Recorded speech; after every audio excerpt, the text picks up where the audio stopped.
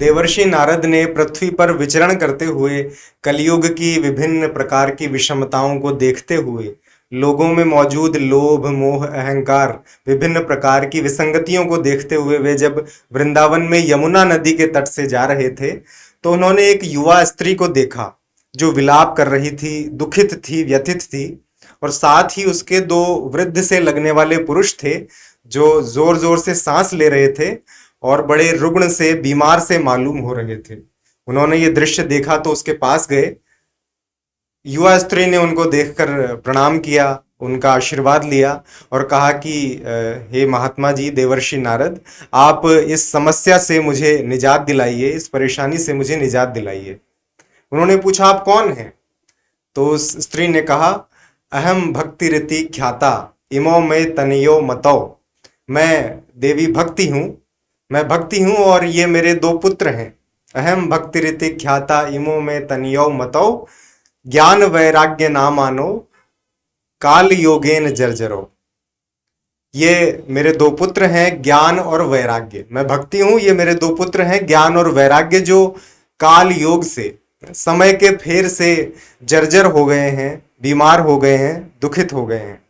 तो आप हम तीनों को, और मेरी जो रुग्णता है उसे भी, आप हम तीनों को इस कष्ट से निजात दिलाइए। तो उन्होंने उसकी बात को समझते हुए कहा कि अवश्य मैं ऐसा करूंगा।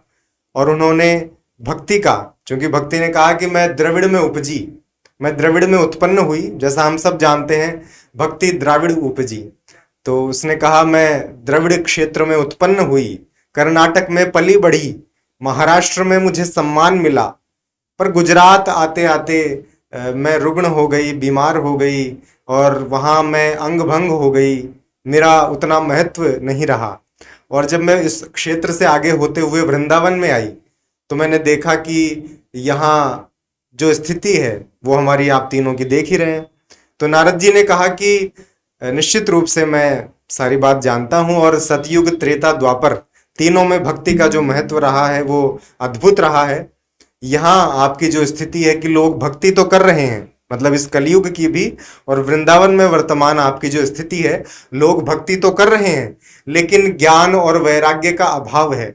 उसमें लोगों में अपात्रता है ज्ञान की और वैराग्य की। भक्ति या तो दिखावे मात्र के लिए हो रही है या सच्ची भक्ति भी हो रही है तो कुछ प्रतिशत मात्र वो हो रही है। तो नारद जी ने कहा निश्चित रूप से मैं आपके कष्ट का निवारण करूंगा। और उन्होंने भक्ति का जो महात्म्य है सतयुग त्रेता द्वापर जो चला आ रहा है वो पूरा सुनाया, जिससे भक्ति को थोड़ी पुष्टि मिली, थोड़ा बल मिला। लेकिन उनके जो पुत्र थे ज्ञान और वैराग्य, वे ज्यों के त्यों ही थे, उनमें कोई फर्क नहीं आया। तो नारद जी ने उन दोनों पुत्रों ज्ञान और वैराग्य के कानों में वेद मंत्रों का, उपनिषदों के विभिन्न मंत्रों का उनका उद्घोष किया, श्लोकों का गीता पाठ किया, ये सारे उन्होंने सुनाए। लेकिन उसके बाद भी वो थोड़ा ऊँघते रहे, आलस में आ गए। लेकिन उनकी जो बीमारी थी, उनकी रुग्णता थी, वो बिल्कुल ठीक नहीं हो पाई, वे जस के तस ही बने रहे।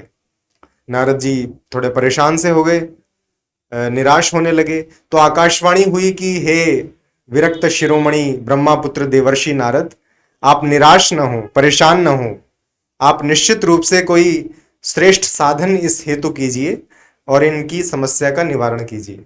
अब नारद जी चिंतन करने लगे कि क्या श्रेष्ठतम साधन हो सकता है जिसके माध्यम से इनके कष्ट का निवारण हम कर सकें। वे अलग अलग तीर्थ स्थलों पर जाते, अलग अलग संत महात्माओं से मिलते और पूछते कि क्या श्रेष्ठ साधन मैं कर सकता हूँ भक्ति और उसके पुत्रों ज्ञान और वैराग्य को पुनः जीवित करने के लिए, पुनर्जीवित करने के लिए, उन्हें उनमें पुनः वो स्वास्थ्य और वो उमंग पैदा करने के लिए मैं क्या कर सकता हूँ। अलग अलग जगह सवाल पूछते, लेकिन कहीं से भी कोई स्पष्ट और कोई सुसंगत जवाब नहीं मिला। और यूं ही आगे बढ़ते हुए, अलग अलग जगहों पर भटकते हुए, विचरण करते हुए कोई जवाब उन्हें नहीं मिला। तो अंततः उन्हें सनकादि मुनीश्वर दिखाई दिए।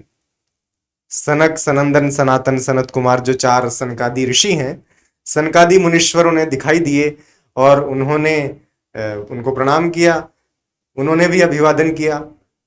तो नारद जी ने उनसे पूछा कि मैं क्या श्रेष्ठ साधन हे मुनि श्रेष्ठ कर सकता हूं ताकि भक्ति ज्ञान और वैराग्य के कष्ट का, उनकी परेशानी का निवारण कर सकूं। उन्होंने नारद जी की महिमा जो अभूतपूर्व है, उन्हें यही कहा कि आप वेद और उपनिषद और हमारे जो ग्रंथ हैं आदि, उनका सार है श्रीमद् भागवत। वेद उपनिषद आदि का सार है श्रीमद् भागवत। उसके पारायण से, उसके पाठ से, उसके अर्थ ग्रहण से इनका उपचार हो सकता है। उससे ही इस समस्या का निवारण संभव है। तो नारद जी ने कहा, मैंने उन दोनों पुत्रों के कान में वेद मंत्रों का उच्चारण किया, वेदांत घोष किया, गीता पाठ किया, लेकिन कोई प्राप्ति मुझे नहीं हुई, कोई फल नहीं मिला, वो सार्थक सिद्ध नहीं हुए। तो सनकादि ऋषियों ने कहा, मुनीश्वरों ने कहा कि जिस प्रकार एक वृक्ष में जड़ से लेकर शाखाग्र तक, शाखाओं के अंतिम छोर तक, ऊपर से लेकर नीचे तक और चारों तरफ एक वृक्ष में रस मौजूद रहता है, लेकिन वो जब फल के रूप में परिणत होता है तो उसमें पूरा रस और पूरा सार तत्व, पूरा आनंद समाहित हो जाता है। रस तो हर जगह है, लेकिन उस फल में जब वो एक नियोजित रूप में फल में मौजूद हो जाता है तो उस आनंद की, उस रस की प्राप्ति व्यक्ति करके तृप्त होता है। जिस प्रकार दुग्ध में घी मौजूद होता है, लेकिन उस दूध को एक प्रक्रिया से गुजरते हुए और उसमें जो निश्चित मात्रा में घी मौजूद है वो एक प्रक्रिया से हम प्राप्त करते हैं तो हमें घी प्राप्त होता है। जैसे एक गन्ने में, ईख में खांड मौजूद होती है, गुड़, लेकिन एक प्रक्रिया से हम प्राप्त करते हैं तो हमें वो मिलता है। तो उसका जो नियोजित स्वरूप है, वैसे ही वेद मंत्र निश्चित रूप से कारगर हैं, सार्थक हैं, लेकिन वेद और वेदांत का सार है श्रीमद् भागवत। तो वो जब एक नियोजित रूप में हमें प्राप्त हुई है, एक संगठित सुगठित रूप में हमें ग्रंथ प्राप्त हुआ है, जो साक्षात श्री कृष्ण का स्वरूप है ग्रंथ रूप में, वांग्मय स्वरूप में, जो वेद की अद्भुत व्याख्या को और उसके अर्थ को स्वयं में समाहित किए हुए है। जैसा कहा जाता है, निगम कल्प तरुर गलितम फलम, यानी कि आगम निगम वेद का जो ऐसा अद्भुत फल है जिसमें न गुठली है न छिलका है, केवल रस स्वरूप आनंद ही आनंद है। तो उसके पारायण से, उसके पाठ से, उसके अर्थ ग्रहण से, उसके वाचन श्रवण से ये समस्या, ये व्याधि दूर हो सकती है। तो नारद जी ने उनका आभार व्यक्त किया इस उत्तर के लिए और उनसे निवेदन भी किया कि आप स्वयं ही अगर इसका वाचन करें तो हमारे लिए बड़े सौभाग्य की बात होगी। तो नारद जी ने उनसे आग्रह किया, निवेदन किया, और सनकादि मुनीश्वरों ने फिर हरिद्वार में आनंद घाट पर इसका वाचन किया और भक्ति ज्ञान और वैराग्य के उन्होंने बैठ के सुना, और इस प्रकार भक्ति ज्ञान और वैराग्य के दुख का, उनकी समस्या का समाधान हुआ। तो ये श्रीमद् भागवत का महात्म्य है। और जो मैंने पंक्तियां इस संदर्भ में लिखी, जो इसी बात को फलश्रुति के रूप में एक तरह से सार ग्रहण हम क्या कर सकते हैं इससे, वो ये है कि वेद वृक्ष के मीठे फल का रस सब तक पहुंचाया है, वेद वृक्ष के मीठे फल का रस सब तक पहुंचाया है, भगवत नाम रूप गुण लीला धाम के यश को गाया है। भगवान के 5 जो मुख्य आयाम एक तरह से उनके चरित्र के क्या क्या हैं, वो भगवान को हम 5 मुख्य बिंदुओं में उनकी लीला को, उनके चरित्र को, उनके भगवत स्वरूप को, उनके व्यक्तित्व को समाहित कर सकते हैं। वो है नाम रूप गुण लीला धाम। तो ये ऐसी अद्भुत कृति, ऐसी रचना, चूंकि हम कविताओं की बात यहाँ करते हैं, साहित्य की बात करते हैं, धार्मिक और आध्यात्मिक चिंतन की बात करते हैं, तो एक ऐसी रचना, एक ऐसी कृति, एक ऐसा अद्भुत साहित्यिक कृति भी है और ऐसी अद्भुत आध्यात्मिक और धार्मिक पुस्तक ग्रंथ भी है जो मनुष्य के जीवन का मार्गदर्शन करती है।